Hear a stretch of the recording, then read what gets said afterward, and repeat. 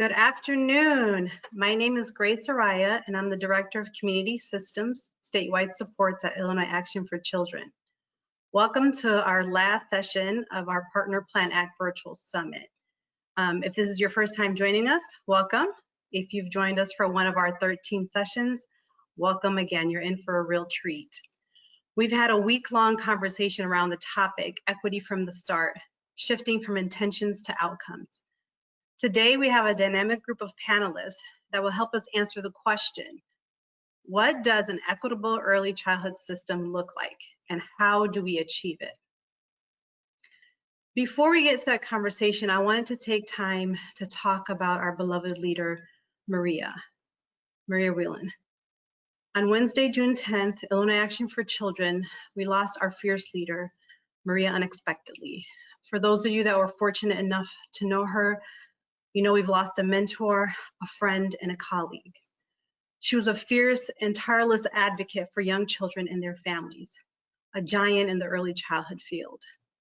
We are so grateful for Maria's leadership and advocacy for our youngest learners and her relentless support for our work. We're so thankful that she had the vision and the leadership to value the importance of families and communities. Her leadership contributed to cultivating our community systems development work within the agency and in Illinois. She will be deeply missed. We send our condolences to Maria's families, friend, and colleagues. And right now, I'd like to just observe a moment of silence in her remembrance.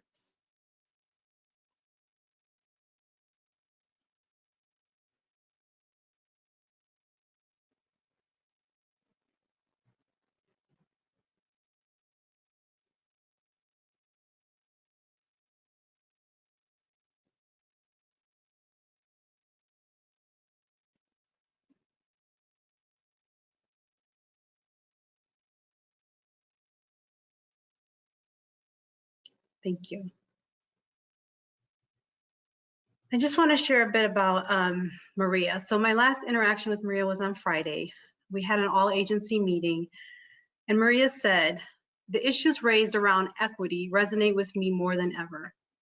I'm struck with how far we have to go. I'm struck with the obscenity of poverty and equity, and I'm most struck by the lack of moral and strategic leadership. We need to take time to learn. We need to take collective action."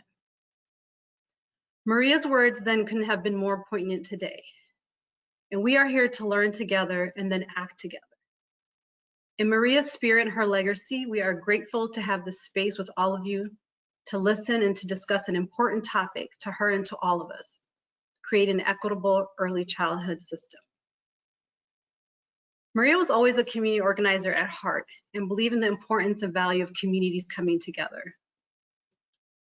And we are so grateful for her support in community systems building. We would also like to thank our partners, and funding for this virtual summit was made possible through Illinois State Board of Education, our partners at the Governor's Office of Early Childhood Development, Illinois Network of Child Care Resource and Referral Agencies, the Center, Early Childhood Professional Learning, and our Conference Advisory Committee. We would not have been able to pull off this virtual summit without you all, so thank you. Also want to take time to acknowledge the land on which we reside, even though we're not physically together. Our team lives in the Chicagoland area, and we reside on the traditional land of the Kickapoo, Miami, Peoria, and Potawatomi nations, who stewarded this land for generations before it was taken from them. Practicing land acknowledgement raises awareness about histories that are often suppressed or forgotten. The Partner Plan Act Conference is an important convening that we provide as part of our community systems supports program and aims to bring together communities to share and network on community systems development. The purpose of our CS3 program overall is to develop a statewide training and technical assistance system that builds the capacity of community collaborations to improve early childhood systems. And we do this in a number of ways. We offer an online community where folks are able to connect with each other to share questions, strategies, and resources.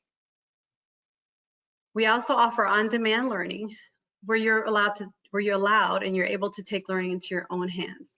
Currently, we have a course on early childhood data, and we are offering 3 more courses this month around community systems development, shared intake, and collaborative developmental screening. We also offer on-demand consultation, where early child collaborations are able to ask for support and consultation around a specific area, and we offer support on a range of topics. We also offer trainings, which all our trainings right now are online, but when we're able to meet, we offer trainings throughout the state. And then we also offer our Partner Plan Act Collaboration Institute, which is a year-long cohort for early child collaborations to really strengthen their collaborative at the local level. This year's virtual summit is focused on equity from the start, shifting from intentions to outcomes. Illinois Action for Children embeds a racial equity lens in the work that we do in our communities. But I also want to share Illinois State's vision. We envision Illinois as a place where every child, regardless of race, ethnicity, income, language, geography, ability, immigration status, or other circumstance, receives the strongest possible start to life so that they grow up safe, healthy, happy, ready to succeed, and eager to learn. I just want to make sure we share definitions around racial equity, since we're going to be diving deep into that topic. So we define racial equity as both an outcome and as a process. As an outcome, we define racial equity. As an outcome, we achieve racial equity when race no longer determines how one fares in society, when everyone has what they need to thrive, no matter where they live. And as a process, we apply racial equity when those most impacted by structural inequity are meaningfully involved in the creation and implementation of institutional policies and practices that impact their lives. As we continue to discuss racial equity, I would like to introduce our moderator for this afternoon, Levi Baer. Levi serves as the Director of Training for Chicago United for Equity. His passion for collaborative spaces has fueled his career in organizational development, facilitation, and inclusive community building. Levi has worked in a variety of professional settings, including mentorship and program development at the Black Star Project, a nonprofit encouraging education equity for Chicago's Black communities. His entrepreneurial spirit has led him to create his own organizational development consulting firm. Through it, he has spoken on diversity, inclusion, and bias.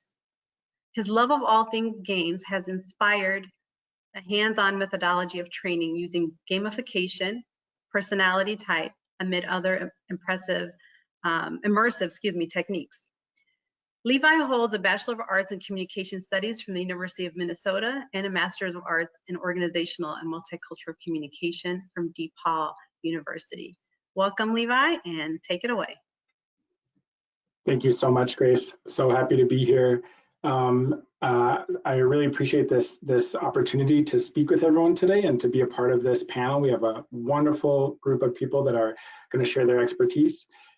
Speaking of hands-on training that we mentioned in my intro, why don't we go back one slide and make sure our participants know how to, they can get involved today and be a part of what we're doing. So I just want to let everybody know who's with us today and joining and viewing that we want to hear from you as well. And so you can go to slido.com, SLIDO.com, and you'll put in the code Q panel, that's CUE panel, and then you'll be able to join in, put in your questions and your ideas that are burning for you, and then we will be having Q&A at the end, and you'll be able to have those questions go right to our panelists. So thanks for taking a moment to do that. Slido.com is where you can participate. And why don't we go forward and I'll introduce myself, the abbreviated version, if we got the long version. So I'm here today representing Chicago United for Equity, and I am our Director of Training, and my pronouns are he, him, and his. And at Q, Q is how we refer to Chicago United for Equity in short. Q works to build a Chicago where race can no longer predict our life outcomes. Right in line with that definition of equity that we just heard. That is our driving purpose behind our work. To do that, we really work through citywide projects. Citywide projects for us meaning pulling folks in Chicago together to really work towards that racial equity. Things like school closures and constructions, things like neighborhood redevelopments. If you have heard of the TIF redevelopments like Lincoln Yards, those are projects we work on bringing community voice to and changing those outcomes. We also work, just bringing people together across stakeholders. Today, we're going to ask our panelists about collaboration and cross-sector, integration and collaboration. That's at the heart of Q's work, is really believing in that social change model of working through different sectors across bridges, and always putting co-creation and community-led at the front of our work. If you were there for my panel that we had earlier in the week on the racial equity impact assessment, we talked a lot about community engagement using different tools. And to fuel all of this work that Q does, we have a racial equity fellowship, a race equity fellowship, which is a 9-month program where we bring together a group of change agents and civic leaders to really boost the work they're already doing and amplify that work by infusing tools of racial equity into their practices and building those cross-cultural cultural and sector collaborations. All right, why don't we continue? Thank you to our support team that is helping us make this all work today and keep the slides moving and keeping us going. We know that we're not here to have me introduce myself today. We're here to hear from our amazing panelists. So panelists, I'll invite you all to share your screens. Joining us today, we have Fakila Gaitan, and I'm going to hold off on introducing more about them. I'll let them introduce their organizations and their work, but we have joining us Fakila Gaitan. We have Sergio Hernandez, Jr. We have Dr. Tiffany McDowell, and we have Dr. Jamila Jordan. So thank you all so much for taking time out of your weeks and your days, and now they're all here. So here are our panelists, and I know that if we were all in person, we would do a quick round of applause. So just knowing that we're doing that, and I appreciate you all taking the time, and we appreciate you all sharing with us today. So thank you. My introduction of you was very short so that you could speak for yourselves. So why don't we start with Fakila, and I'm going to ask you all to share your name. If you'd like to share your pronouns, you can share your pronouns, share your organization, which we can see on the screen there, but please go ahead and share that. And then along with your introduction, I would love it if you could all share how, in brief, because we're going to dive into this more, so how do you view your agency's role in making that state vision come true? So as we hear from each of you, how do you view your agency's role in making that state vision come true? Fakila, can we start with you? Sure. Afternoon, everybody. I'm so grateful to be here. I'm really kind of excited. So if I'm bringing the energy and the emotion, you would know that that's where that's coming from. I am the director for the DuPage Early Childhood Collaboration. We're a countywide collaboration focused on birth to 5 systems, coordination and alignment. We're supporting young children getting ready for school and their parents with comprehensive supports and wraparound services and the access to that. I have worked in the Chicago metropolitan area for the last 17 years in early learning. Started out as a preschool teacher on the east side of Aurora, and then to the west side of Aurora, and then the west side of Chicago. And not having been exposed to a lot of some of the maybe inequities in different communities, I started to see similarities, and that brought my path out of the preschool classroom into family support, and then into program management, and now having a chance to work at the county level across municipalities there to talk about how do we best align systems and make this fair and equitable for young children and their families coming into kindergarten. And so that's the work that I'm doing. So going right into my thoughts around how I understand equity and what our organization is doing. The best way I would give sort of a simple definition to equity is I think of it as fairness and justice. It's a thing, right? And it's a thing that is lends itself to a presumption that something is not right or unequal and unfair. And it's something that we have to work towards. It's sort of the bedrock of what we do in collective impact work and in community systems development work, understanding that people don't necessarily have access and for different reasons. And our organization is just now starting to open up those conversations around equity and really needing to do the work into defining it and understanding it. So we believe in it, we're kind of new to it and know about it, and we're starting to move into that space. Great, thank you so much. That was amazing. Let's move on to Sergio, and you can introduce yourself next, and we'll hear from you. Thank you. Good afternoon, everyone. My name is Sergio Hernandez Jr. I go by the pronouns él, he, him, and his. I'm currently the director of the new Family and Community Engagement Department in the Illinois State Board of Education. It is a part of our commitment as an agency to, again, really value the voice and incorporate the voice of families and communities in our policy and programs work that we do at the agency level. I wear a couple of hats. So one, my background is I was a bilingual educator. I still hold my license. I've taught in the North Lawndale as well as South Lawndale, Little Village neighborhoods. I am from those neighborhoods. So I have this lived experience of not having access, trying to kind of feel my way to make success, like some of us in this conversation have. So part of that experience kind of informs the way I approach my work. I was also an Illinois Early Childhood Fellow, so I know there's some folks here at this table too who are part of that fellowship where I learned about early childhood systems. I'm again K-12 guy, and now somebody who really, really believes in the impact of early childhood and how it can truly change outcomes if we really invest in it. I'm also a board member in Evanston, Skokie District 65. I was the co-chair there, the chair of the policy committee there, where we're actually doing some groundbreaking work and foundational work around racial equity and making sure that that's always at the forefront. And Levi, you talked about a racial equity impact assessment. That is something that we're utilizing at the Evanston, Skokie District 65 for any policy program and process that we are embarking upon.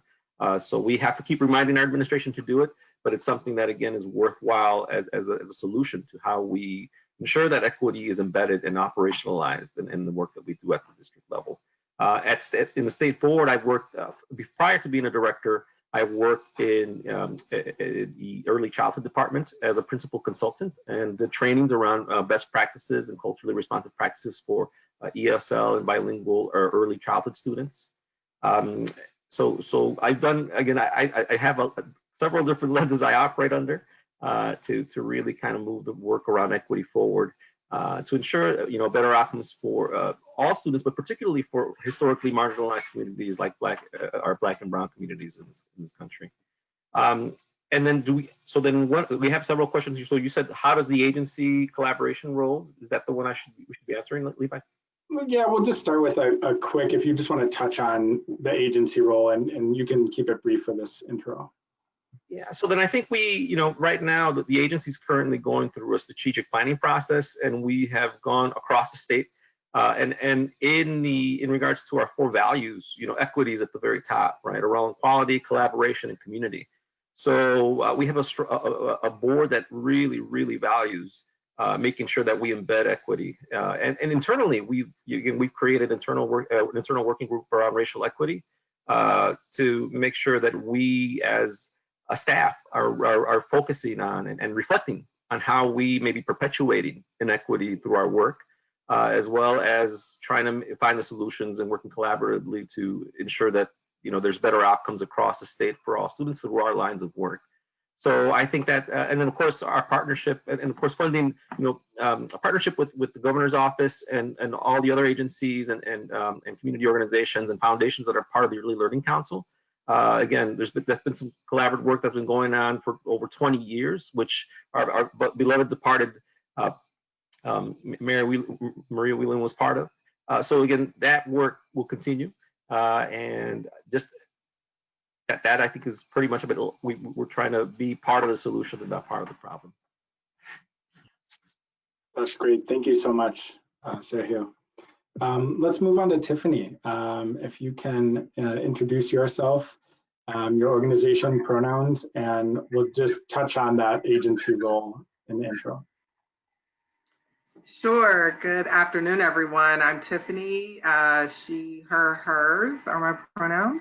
And I'm really thankful and honored to be a part of this panel. I was saying to Grace that my background, my very first professional job was as a Head Start family service worker. And so early childhood is where I really learned about some of the challenges that our families and children are up against, and it actually propelled me into going further into looking at how systems impact the outcomes of our children and families, and the staff and leaders in early childhood.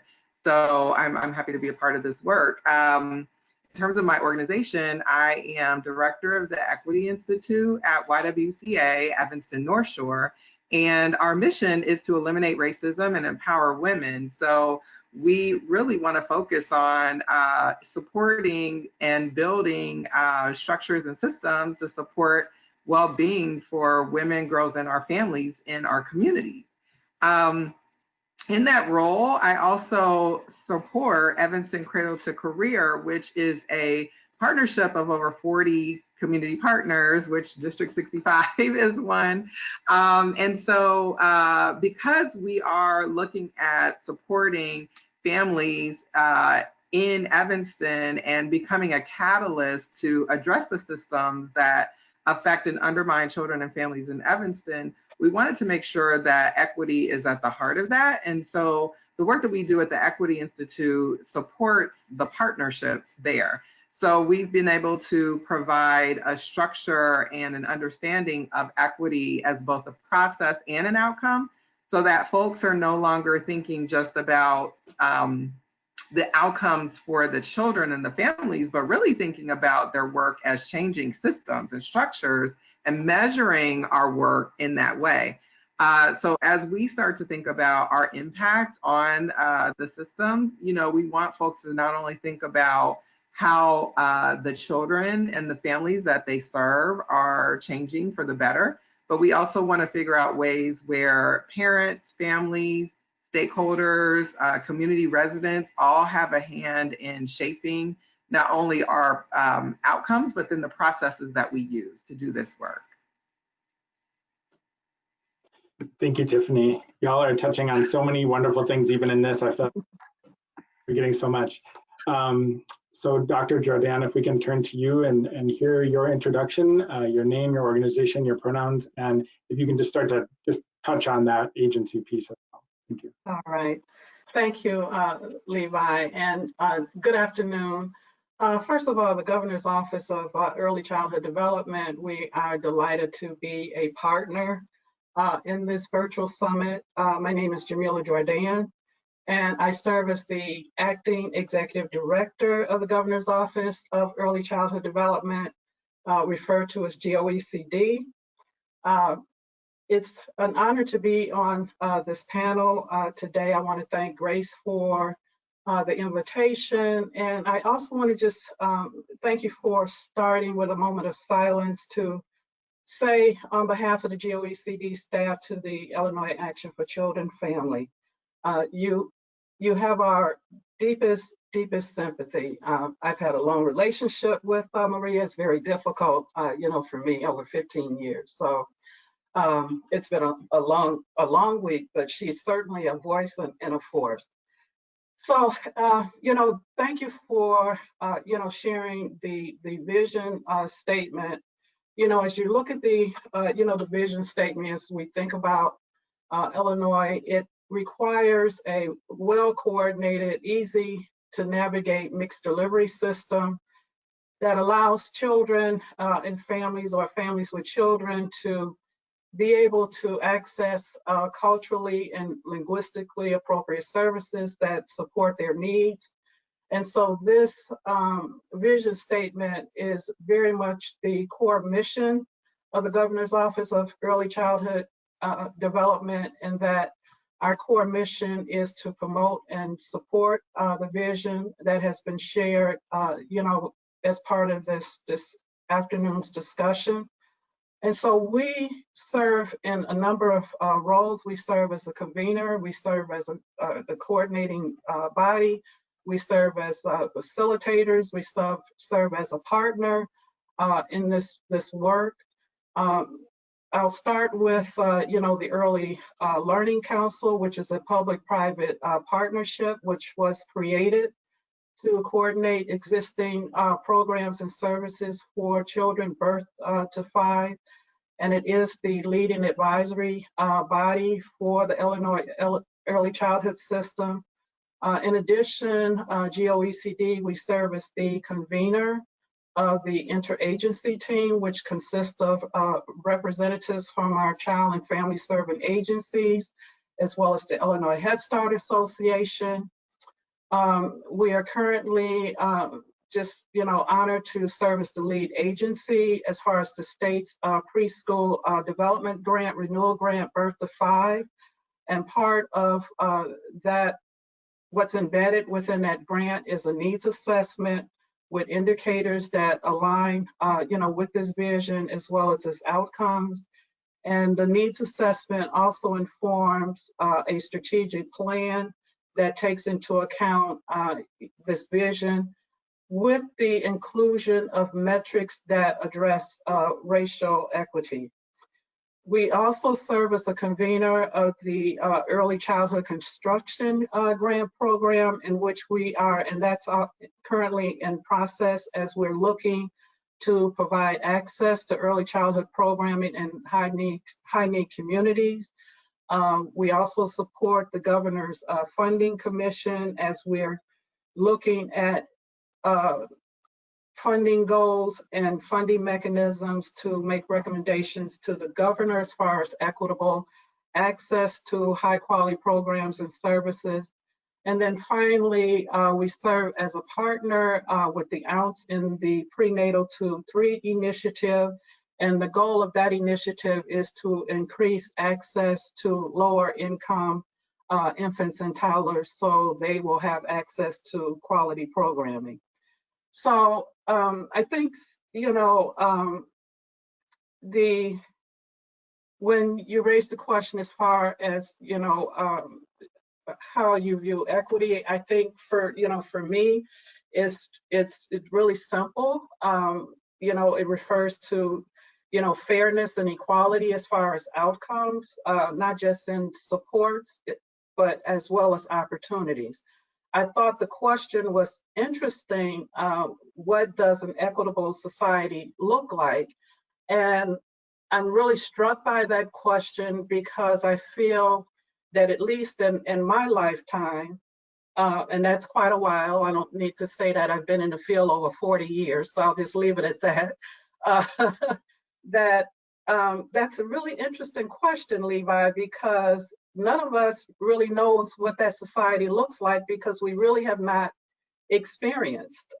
We've not lived in one, we've not experienced one when it comes to education, whether it comes to housing, health, we've never had it. So if we want to think about this equitable society from an aspirational, I think all of us can talk about opportunities and resources and, the return on investment in communities as being distributed fairly across groups of individuals, groups of communities, and especially those who have the greatest challenges and the unmet needs that they're supported in a way or the results don't lend themselves to unintended consequences that would make them further disadvantaged. So, I'll stop there and turn it back to you, Levi. Thank you so much. We can tell that there is a lot moving, there's a lot going on, and Yeah. thank you for trying to summarize that for us. Yes. I appreciate you mentioning kind of, what's happening, this need for a collaboration. Some of you touched on this. And can we move forward? Let's see, one slide, and we'll find the question here as I lead into it. Yeah, this is it. Some of the thoughts that came up in those introductions, you even mentioned, oh, we're working with them, or we're collaborating with that, or I heard the word support a few times. So I wanted to see if we could take a couple minutes to hear from each of you for a minute or two about cross-sector collaboration. So how do you think about that, and how can it have a positive impact for families with young children? And I also want to offer the framing that in this moment, particularly in history, we're seeing a lot of movement in society right now, and people are kind of shooting out in every direction to do something about equity. So when we think about the early childhood space, why is collaboration important in this moment? Why don't we start with Tiffany, and then we'll go from there. Sure. One of the things that we have been really helping folks at Evanston Cradle to Career and other partners we work with is to think about collaboration, especially cross-sector collaboration, because we tend to think that you have to go straight to education or early childhood providers to have a direct impact, which is true. They're a very important part of the system. But people are impacted by everything, right? So you live in communities, you worship in houses of worship, you shop at stores. Over the past few weeks, we've seen all of those systems basically broken down, dismantled. So many of us that live in the city of Chicago or even in surrounding suburban areas are now living with limited banking or financial institutions. Grocery stores, any kind of shopping, public transit. So when you think about how you get to places, how you access things, it really started to just shine a light and highlight what folks in these communities have been saying for really generations, is that we can't yet think about educating young people if we're not thinking about the situations we're bringing them or sending them back into when they go home. We also cannot think about engaging their parents as partners in their education if their parents are not receiving livable wage. So they're not able to really focus on education outcomes if they're thinking about how they're going to make ends meet, how they're going to cover childcare. So that's one of the things that I think is one of the most important reasons why cross-sector collaboration has a direct impact, is because there's so many other things, and the things that folks in the education systems would consider barriers or maybe just beyond their direct reach to be able to change. If you don't have those players at the table with you creating those creating the recommendations with your families, I think it can serve a challenge. And the other thing is that I think education and early childhood educators can educate the rest of us about some of the unique needs that children and families with young children have. So as we're out here designing communities, or even thinking about the ways that we gather public input, for folks who are policymakers, I think without listening to young people, or for our youngest citizens, their families, their parents, I think we miss out on a really important part, especially for people of color, for immigrants, people who are new to our communities. We miss out on so many different aspects of what it feels like to live in these spaces. So without having as many people at the table as we can, I think we do ourselves a disservice, and we're probably not gonna meet the outcomes or achieve those outcomes that we're achieving for, or we're striving for.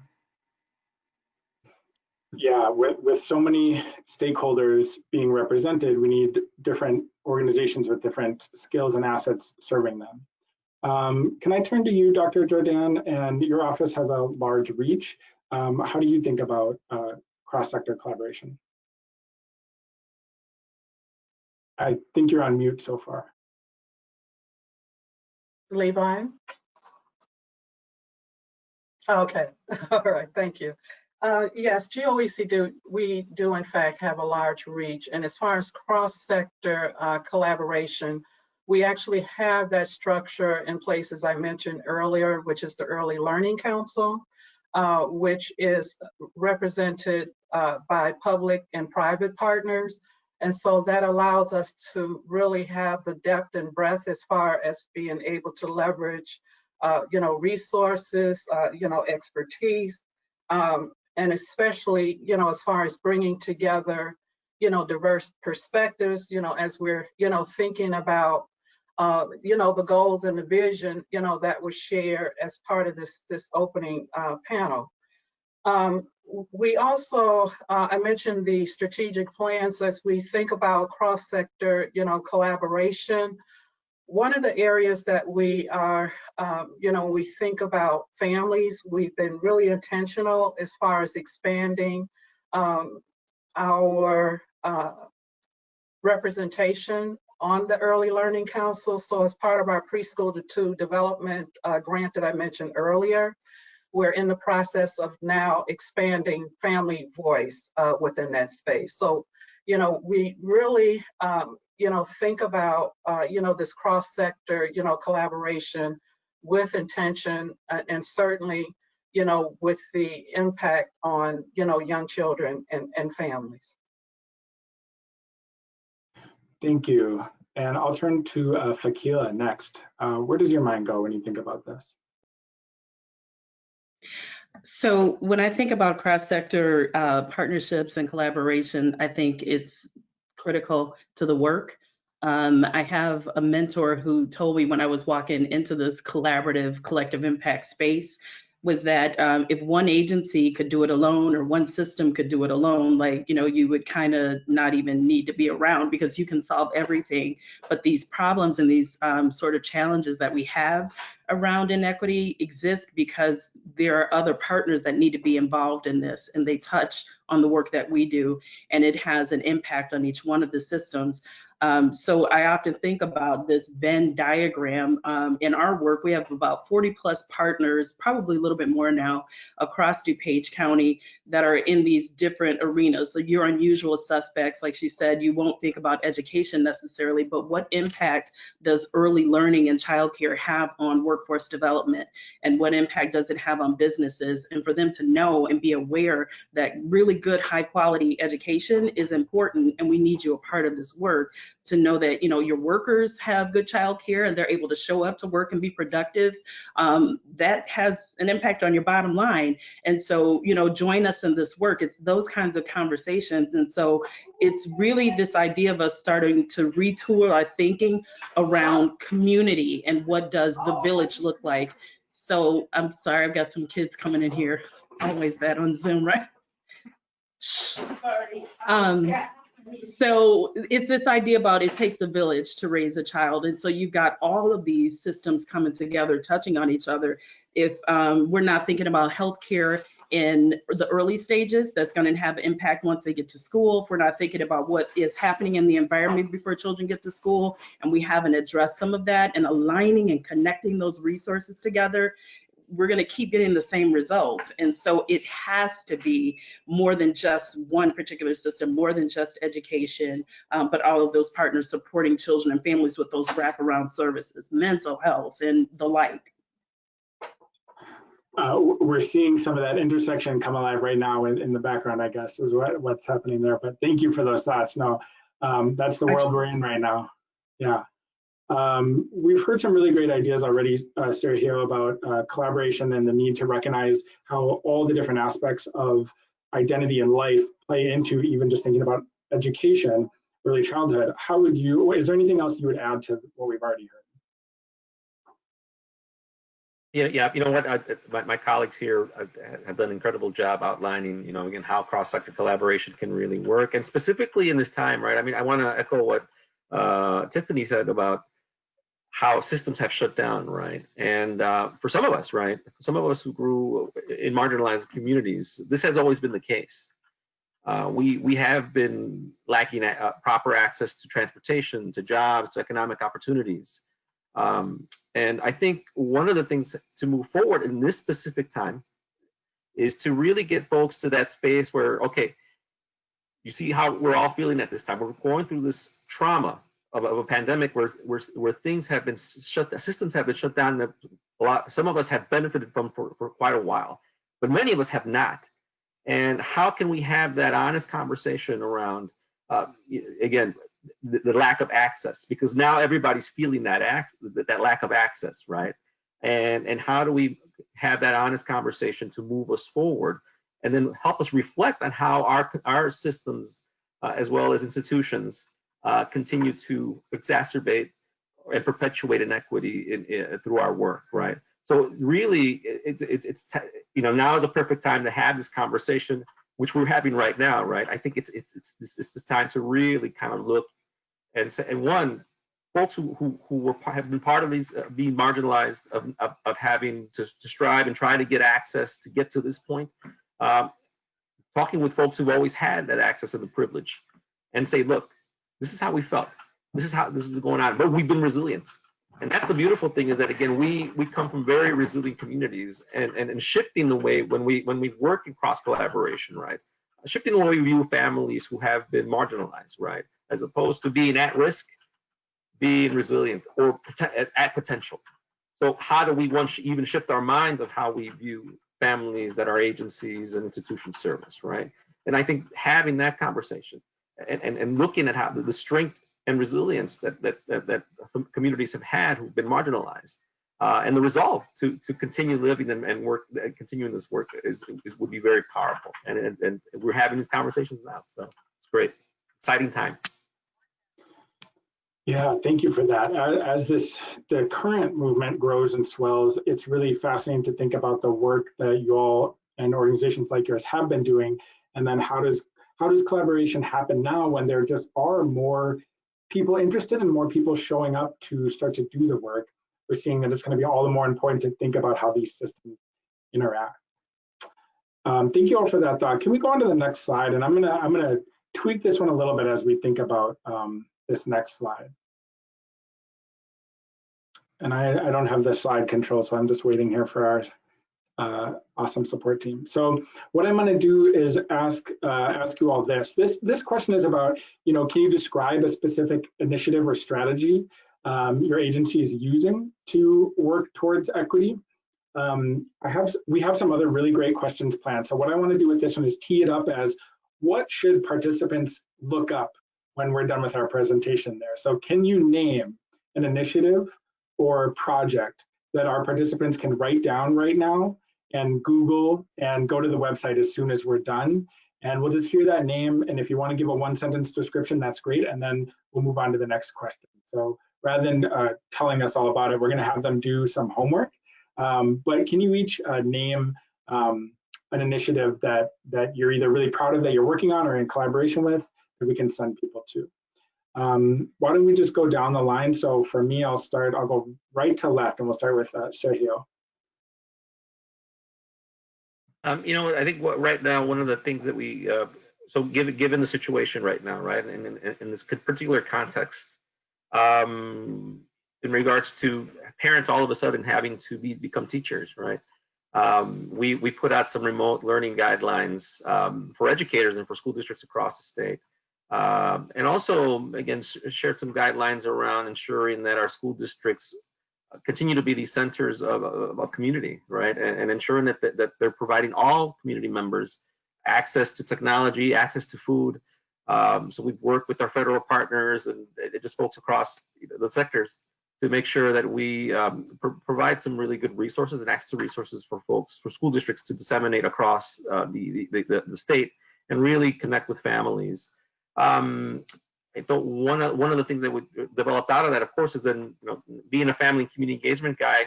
Our remote learning guidance was it's about 13 pages long. It's in Japanese, right? But we want to make sure we want to make it accessible to families. So I worked with our P20, Governor's P20 Council. They have a family and community engagement committee, and I ran we were tasked to create something that's more parent friendly. So we created a parent FAQ which is currently on ISB's website in our coronavirus resources page, which families can access in several languages. So it's Urdu, Spanish, English, and Polish, and Arabic. So that's one good resource that's out there for families. And a where to get help flyer, a one-pager that covers Maslow's hierarchy of needs, right? So it's shelter, food, access to healthcare if you don't have medical insurance, right? So all of these unemployment benefits, we've brought it all together on one page to make it accessible to folks. So that's out there if you want to look for it. Awesome, thank you. Tiffany, what's the initiative you'd like to name? Sure. So as a part of our collaboration with Evanston Cradle to Career, also with funding from the Evanston Community Foundation, YWCA had launched our Becoming Equitable Institutions program, and we piloted it as a learning cohort with early childhood providers that were partners of Evanston Cradle to Career. And it basically is was developed to support their ability to assess for racial and gender equity within their organization, and then helping them to implement a strategy where they would also receive coaching and consultation from our team, as well as a panel of advisors. So we, of course, had to pause for a moment while folks are going through their COVID-19 and reworking their strategies, but that's something you can take a look at on our website and also contact us for more information. Awesome, awesome. And Fakila? Okay, so as I mentioned in my introduction, our countywide collaborative is really in the initial stages of even exploring equity and even sort of naming race equity. And so you would appreciate that if you kind of knew the demographics of our county and sort of the folks at the table. So that's real honest right there. And I think that one thing that I hope that you can look forward to in the coming years from our collaborative and from our county is that we have embedded the lens of race equity in our work, and that it is the bedwork, like I always say, the bed that it lays in, like it sits in, and all of our work is viewed through that lens. And we come to a place where we've got a full statement, and it operationalizes itself within it. One way to do that, I'm starting to look at the work that comes out of Annie Casey Foundation, the REI work, Race Equity and Inclusion Framework. And so kind of working through that. And if folks are interested, I think that that's a great place to start. And we're working through that. And then there's another piece too that I think really simple conversations, starting with folks. I've started on a personal tip with a book club and inviting people into the space of even starting to unpack what does this even mean, who really weren't even introduced to it before. Yeah, and before we move on, I'll just note that I really appreciate that honesty, and I think that actually a lot of our participants probably can relate to that. So thank you for sharing that and bearing that here, because one way that we think about it at Q is that the journey for a movement for race equity is a spectrum or however you want to think about it, and that people are going to be at different places along their journey. And I personally really believe in meeting people where they're at along that journey and saying, yeah, let's work together as we move forward. So thank you for naming that. We might not all be at the same place, and that there is growth for everybody involved. I'm glad we were able to position that here. And of course, oh yeah, thank you. Dr. Jordan, do you have, I know there are many, you already named a lot, so of what you've already named or another one you have in the back of your mind, is there something you want to point out here? And you are on mute. I mentioned the Early Learning Council earlier, so I want to make sure I direct individuals to the Early Learning Council's section on the GOECD website. Has been noted by the panelists and Levi as facilitator, it has been a journey for the Early Learning Council. Just starting with a consensus around a definition of racial equity.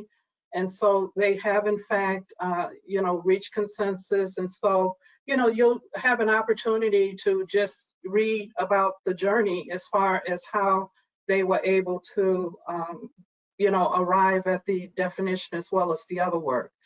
Also, to look forward to, there is work underway with what we call BUILD, who does, state systems work. And so they have been supporting the Early Learning Council as well. So we're planning to add a racial equity section to the GOECD website. And then finally, in progress to look forward to is, again, the Funding Commission looking at racial equity as we convene these conversations around funding within the state. So, at some point that will also be posted on the GOECD website. Thank you so much for You're sharing welcome. that. I know it's hard to narrow it down, so I appreciate that from all the Yes. work you're doing. Yes. And from all of you representing multiple organizations and groups and boards, so thank you for naming a few of them and giving our participants and our audience a few places to specifically go look. Because again, just noting that we all are learning and growing in this together at the same time right now. And so Yes. one of the ways we can do that is by being open with each other and sharing, here's the challenge we've had and here's how we've overcome it. Here's the challenge we've had and how we've overcome it.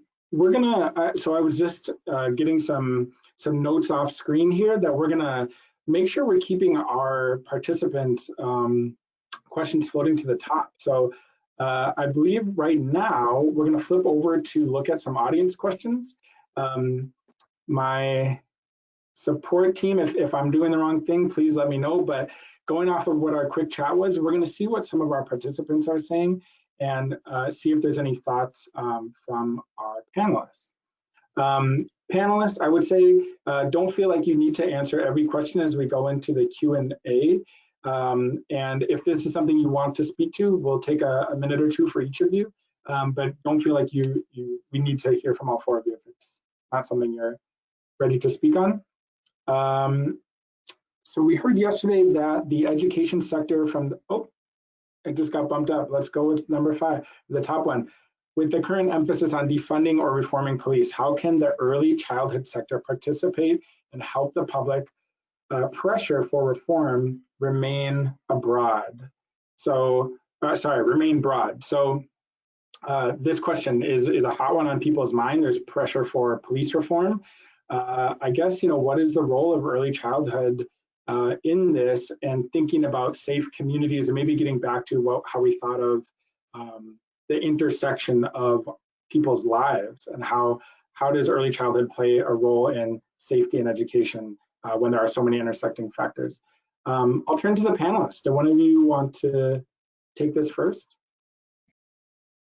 I can go ahead and talk a little bit about that. I think this is where the early childhood space, in collaboration as part of a community collab, right, with a K-12 school district, that's within a collaboration that's engaging all institutions, moving collectively and together to continue to demand reform and a new vision of what community safety and policing looks like, I think is critical, right? Again, I think we continue to think about early childhood as one piece. So when we think about the educational continuum, right, we continue to, I think it's part of how our society is. Let's individualize one thing and let's make sure it fits in one box. This is where, again, community collaborations can really make a difference, and getting all partners on the table to have that difficult conversation around how we rethink community safety, right? And so as part of the larger conversations that are going on with community collabs, this is the work where again, community collabs can really make a difference in regards to discussing how, a reform and just in general, just create a new vision around community safety. And if I may, I had offered a suggestion. This question has actually come up a couple of times, as communities are, as you mentioned, as we're kind of watching this, at the forefront. And I turned to the Austin community, and that's the example that I've been sharing with individuals, that within the Austin community, there's actually a strategic plan for that community that involves community voice. And early childhood education is one part of that plan.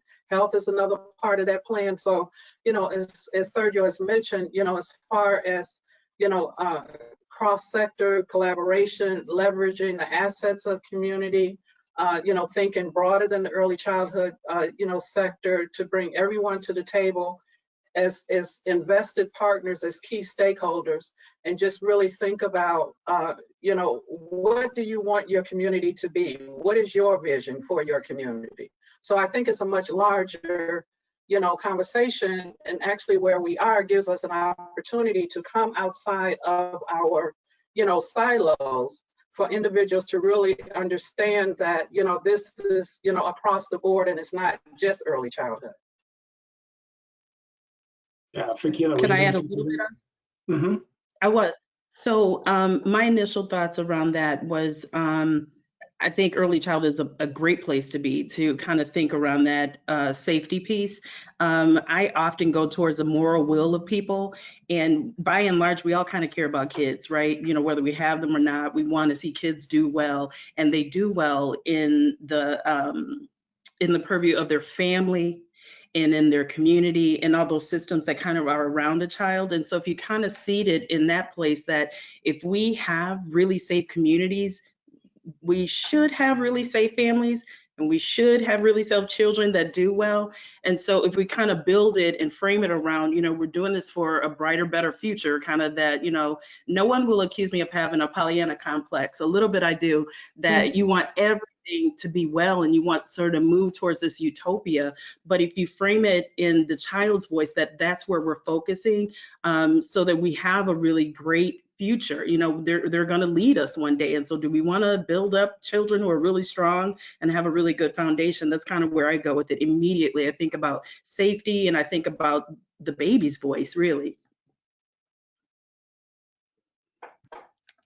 Thank you for those wonderful thoughts. Tiffany, did you want to add anything, or should...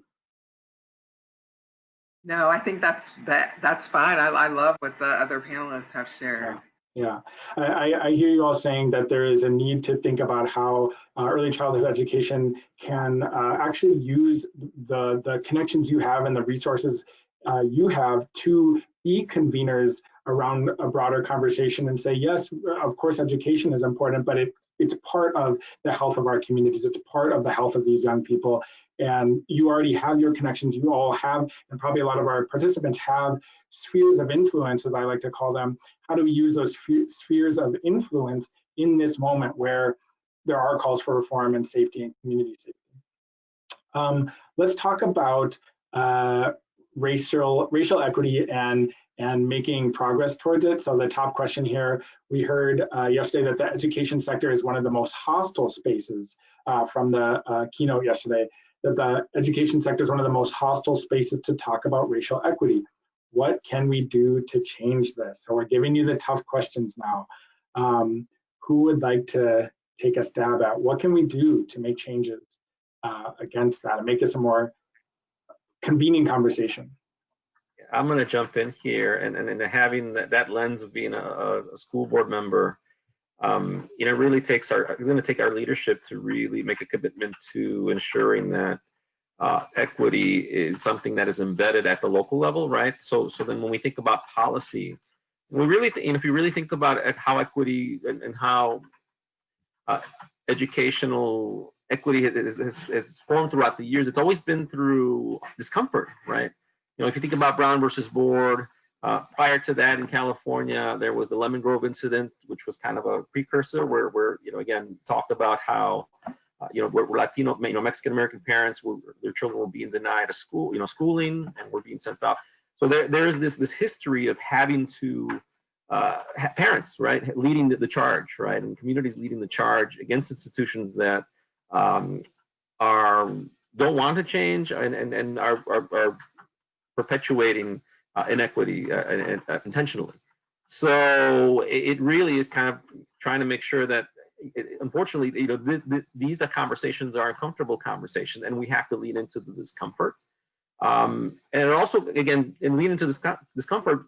Yesterday, Ms. Oluo so eloquently talked about, is that, again, it really threatens I was lucky to catch that really great plenary yesterday. She talked about how, again, everybody who's in education is in the business of ensuring good outcomes for kids, right? So just the conversation having a conversation that's uncomfortable as this kind of puts into question our role, right? And that's a tough thing to reflect on. So reflecting on how we perpetuate, because all of us to a certain extent perpetuate inequity. That's a tough conversation. But again, I think with training and professional development and leadership that wants to take the next step and really embed and operationalize racial equity and training within their institutions, I think that's where we have to start. Yeah, I would like to jump in and just to extend what Sergio is saying. I think one of the ways that I try to neutralize some of the hostility and folks really becoming offended personally or taking offense to like what we say about race and racial disparities is, continuing to use data, because the more that we can lay out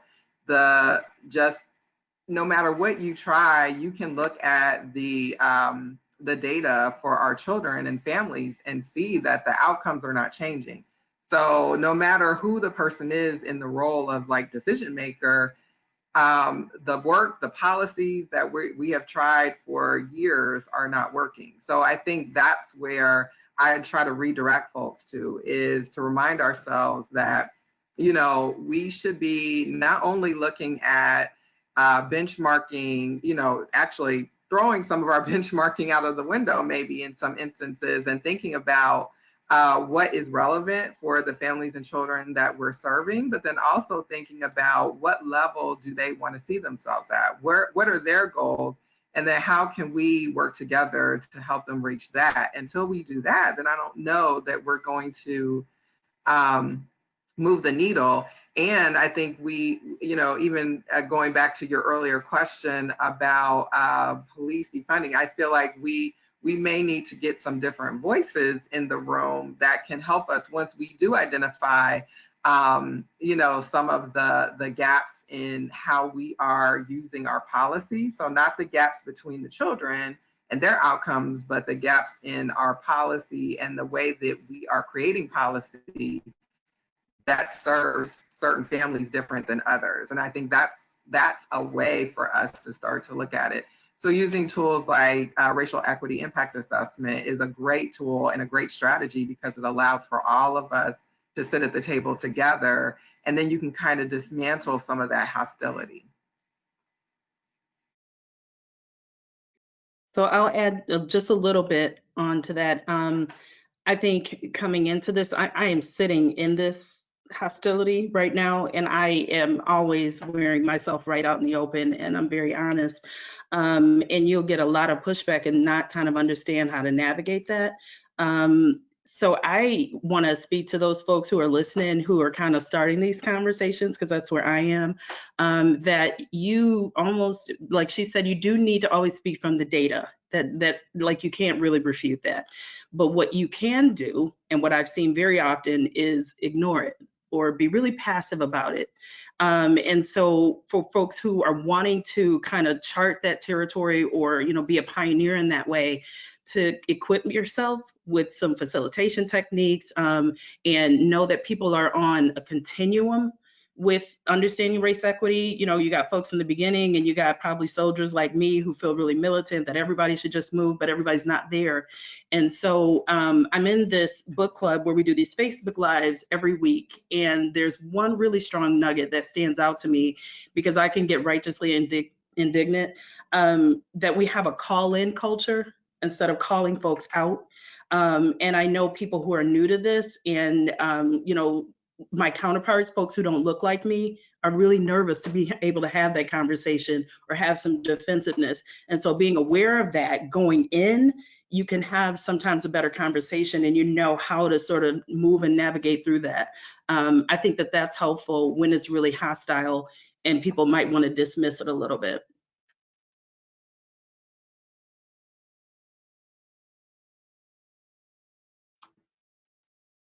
I don't think we can hear you yet, Dr. Jordan. This is interesting, and I appreciate, the question, and I appreciate Sergio's, reflection about, leaning into the conversations. And I did, as part of that session yesterday, I thought that was really interesting about, these hostile spaces.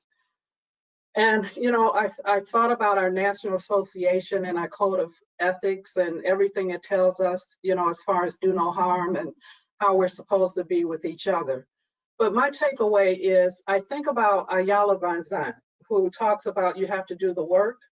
And I don't want to let individuals, off the hook. And so, we talk about inside out. You have to do the work. And so you need to step away. And I always say to people, you have to own your truth. And until you own your truth and know where you are in this conversation, it's going to always be hostile. It should be uncomfortable. If you're not uncomfortable, then there's a problem. So it should be uncomfortable. So I just want to, just add, in this space that we all have a responsibility as we convene these conversations to make sure we create safe spaces for individuals. But I also want to challenge anyone who's listening or anyone who might be viewing this later, that you need to step away and do the work. I appreciate that, and I appreciate the mixture of ideas we just heard about how we create space for this. That it might be a trusted circle that works together for a while, like you talked about, Fakila, or it might be different expectations for what work you do on your own when you come into a space for growth. And so, lots of good suggestions. Reflecting on your own role. There's a lot of good ways people can start to do this work, or one I heard was also throwing out the benchmarking that we might need to adjust. It probably makes a lot of people's chests get tight, but there's just so many different ways we can think about starting to think about who we are and how we approach these systems. So, yeah, how we show up. How we show up. Let's try another question here. So I think this is a great one, the one at the top right now, to think about the language we use and how that can even impact the folks we're working alongside of. And so there's a lot of language right now. So I guess I'll read the question. I really appreciate the concept of a strength-based lens. I'm seeking a better way to talk about the communities we serve instead of saying at risk, in quotes.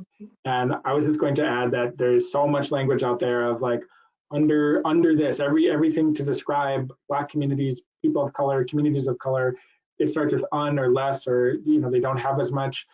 How can we start to change our language to think about strengths and assets? And if you've already thought about this, how does that even affect the work? How does it affect our work to change our way we talk about it and share about it? So I'm kind of adding my own thoughts there. Anyone want to jump in? Yeah, I'll jump in. I'm sorry, Jamila, you go ahead. I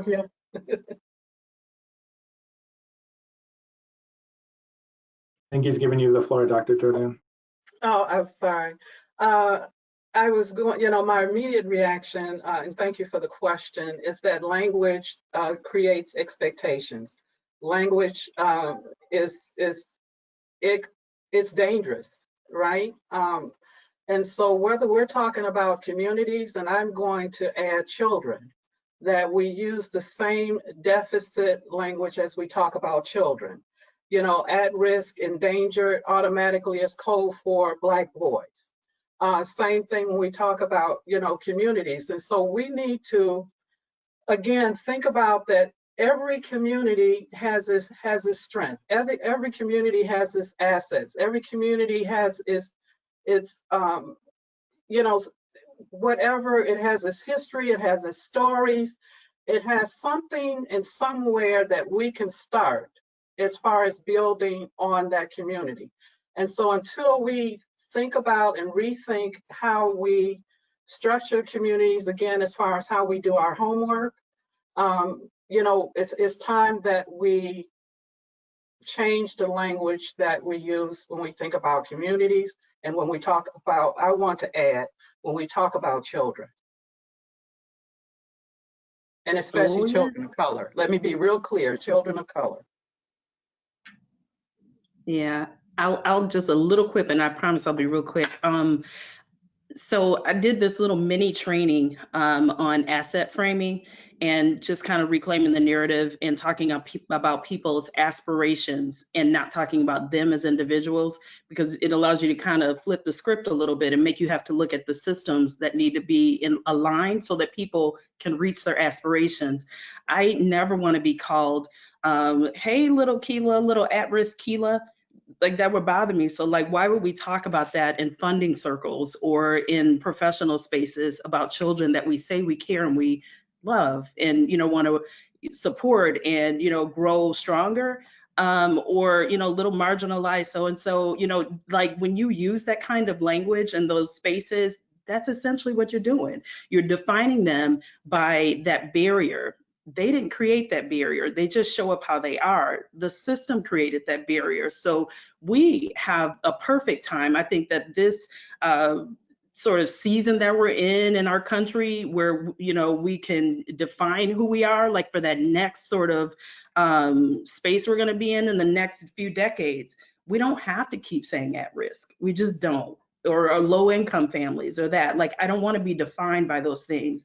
I want you to help me speak towards my aspirations and help me get those barriers out of the way.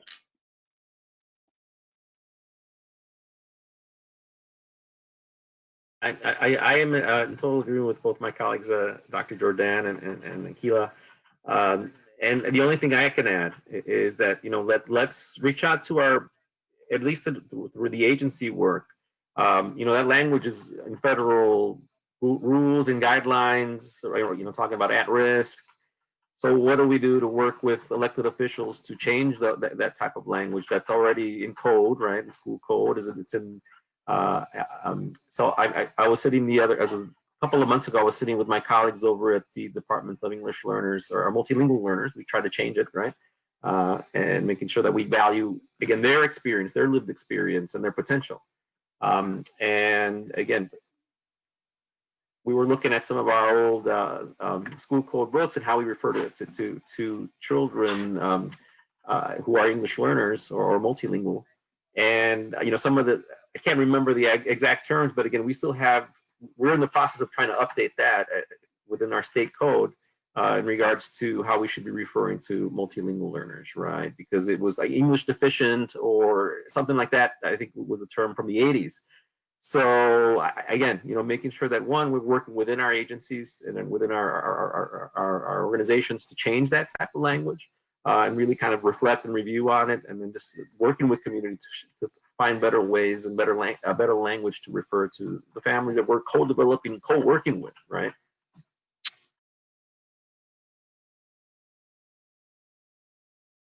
Tiffany, did you want to add anything to this one about language framing? Yeah, I like this this awareness of when we are not just having language that represents the negative aspects, and then thinking about more of the assets of our communities and families, but also just reminding ourselves of when we are using coded language. So I appreciate that the panelists are bringing that up, because not only does that happen in the way we describe the families that we work with and the children that we work with, but it also happens when we start to think about, I think, the plans we have, right? And the goals that we set with our families. We don't even set goals that feel appropriate for them or with them, because we always think of those families at a certain level, which is not achievable. So I feel like the person that asked the question really brings up a great point, because we already have done these families a disservice because we are calling them at risk. So we tend to set lower goals for those families. So, to be fair, I think that really is a cultural issue, right? Like, I think, as we've said earlier, I think that comes in where you have to do your own work to reshape how you think and the potential that you see in each and every child that you work with. And even if you're at the level where you're working at the policy level, and so you may not be working with each child individually, you have to really sit with thinking about the opportunities and the potential for all children to thrive and to really have a bright and healthy future. Thank you so much, all of you. I appreciate it. I feel like we're like really, we're starting to, we're not starting, we're there. We're like in the harder questions, harder answers. So I appreciate you all sharing around this stuff. And maybe we can do, I'm trying to keep us going to the next one and also check the time and talk with the team behind the scenes. So I think we can do one more, and then we have a closing question and a closing statement from Grace. So maybe can we do one panelist? Are you okay with doing one more quick one? Can we do a short one? Yeah. Is this even short? This is a tough question, but maybe if you have something to speak to it. If when thinking about stepping out of your professional role, we've talked a lot about organizational work here. You personally, you don't have to take off the organizational hat per se. I know that's kind of impossible, but like, is there something you would say that starts to get out to, what can we do towards equity in early childhood? Like, or maybe it's something that you're doing, and another way to think about this is something you do when you sign off, 5, 6, 7 p.m., whatever that is. What does equity look like for you more personally? And if we can do this one shorter, then we'll go back to one last closing question. I'll start. I mentioned already my book club that I started. We started working through White Fragility, Why It's So Hard for White Folks to Talk About Race by Robin DiAngelo. And we started that book in March of last year, and we spanned through September. Like, it is that profound and that powerful. And we spin off of that. And my friend has a Facebook Live. It's called the White Fragility Book Study Group. And so it's just like, these are constant conversations. I feel like it's part of the air I breathe now, and like it's in my blood, and I can't get away from it. So if I'm not talking about early childhood, that races, that laces in all of those layers, like I don't know what I'm doing. Like, I don't want to do work if it's not seated in race equity. So it's like personal and professional. It all blends.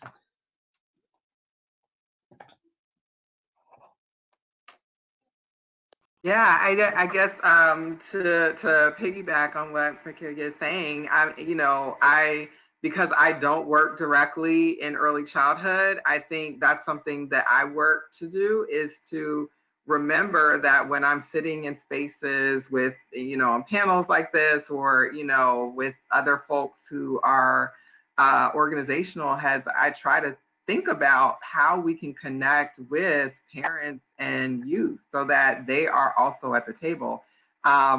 Because otherwise you're not really going to get equity, because the people who are most impacted by inequities need to be the ones who are driving the recommendations for solutions. And so if they're not with us, even as a Black woman, I can generate tons of solutions that might be great, but that's not going to impact your family or your family, right? So I think we need to make sure that those folks, or no matter where they are, they need to be sitting at the tables with us, co-creating these strategies. And I definitely have to challenge myself every day to think outside of my own experience, because even because I am a Black woman, and think, I tend to think more universally about our collective experience and our shared history, but that is not the reality for so many of our families and children. So I think it's important to just remember that as individuals, just keep continuing to bring other folks to the table.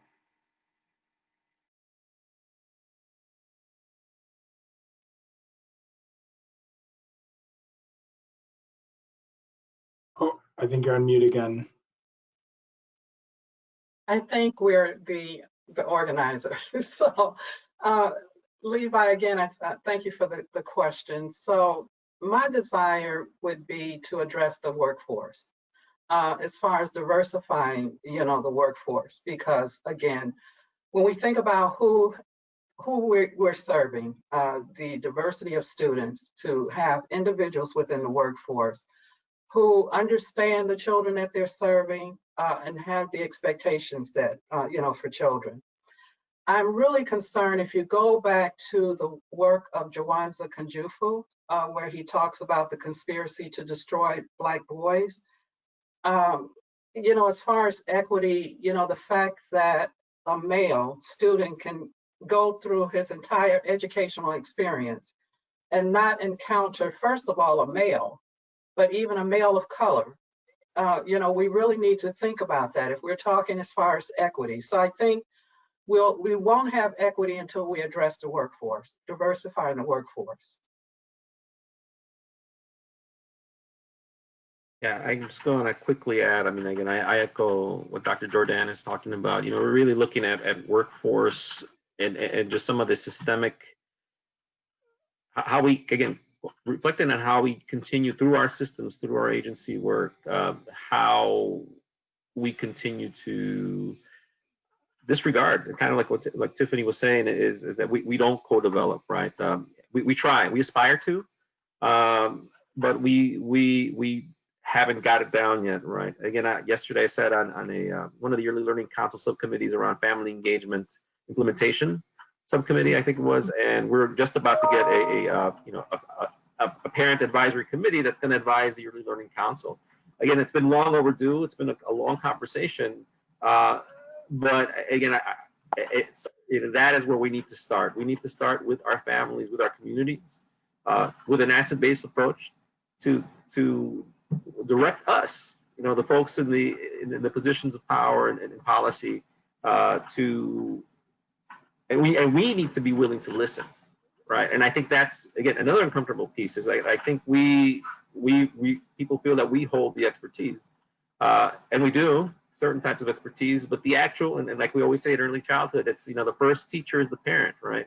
Mm-hmm. And then and I think about the bioecological views that, again, children are couched by families, are couched by communities.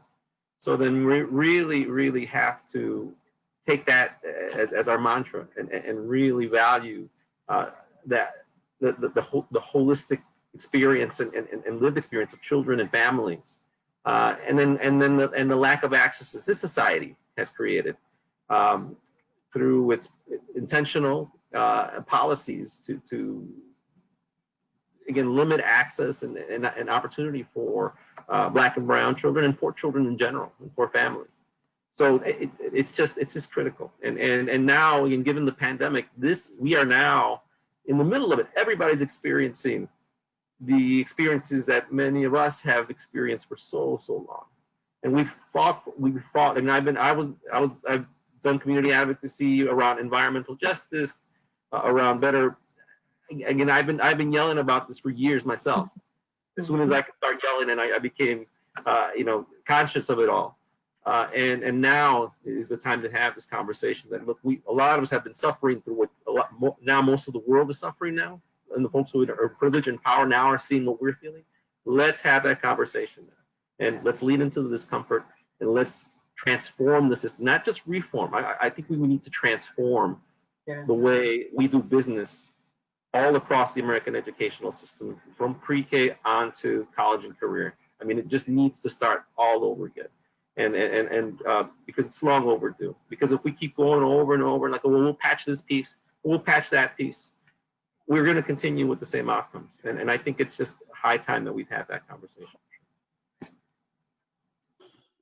Thank you for saying that and putting that out there. I think that's very important. And just to recap, one part that really stands out to me is that many of you touched on is that need for community voice, right? Like building around what people's needs actually are and what they're saying. And that was at the heart of our presentation on REIA's racial equity impact assessments earlier this week, is creating a table, building space for people to have their voice heard, and then building the accountability to have that transformation based on what they say. So not just having a voice at a table, but what is the accountability afterwards for what is said at that table. So I appreciate everybody's thoughts. I did just get a note that Dr. Jordan, can you repeat that? Was it a book about Black boy voices or experience? Folks have been asking for that resource. Yes, it's Dr. Jawanza Kunjufu, The Conspiracy to Destroy Black Boys. Okay, thank you. People were asking about that. We only have a couple minutes, so panelists, I'm going to ask you to be concise in this moment as we get towards the end and before we turn it back over. As we close, and to help our participants think about their closing thoughts, I would love to ask you, who've also been able to hear from each other, what have you gained from this conversation? What are you taking back to your work right now? And I will ask that we do a minute or less per person. What have you gained from this conversation? I know that's kind of tricky to condense it. So is somebody ready? I only want to call on somebody if they're ready. Okay, I'll go. So I am richly full right now. My colleagues are amazing. I've seen some of the work they've done down through the years, especially what's going on in Evanston. Very, very proud of that. I've worked there for a minute. I think that what I've gained today is affirmation to keep going. Had hit a low point yesterday, particularly in this work. And so, you know, there are ebbs and flows. And so I feel revived. That's what I gained from this conversation today. And Sergio's last point around like totally transforming the system, that's the militant part of me. Like scrap all the crap and keep the good parts and let's transform it all. Like I'm down with that.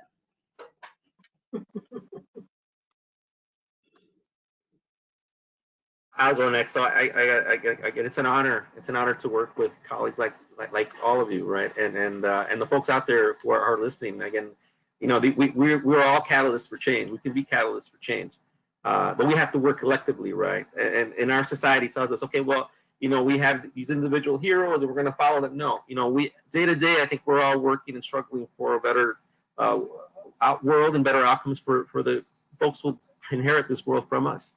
So we have to move together, and a lot of times we feel, and I felt that I've moved alone, but like Keila was saying, you know, this is an affirmation that again, people are doing the good work out here, and we really want to transform things. And now this is the time to have those conversations. So that this is what I get that I have colleagues that I can work with, and to move the systems at the state level and at the local level, and let's turn it all on and full speed ahead, and let's transform this place into a better place, into a better system for all.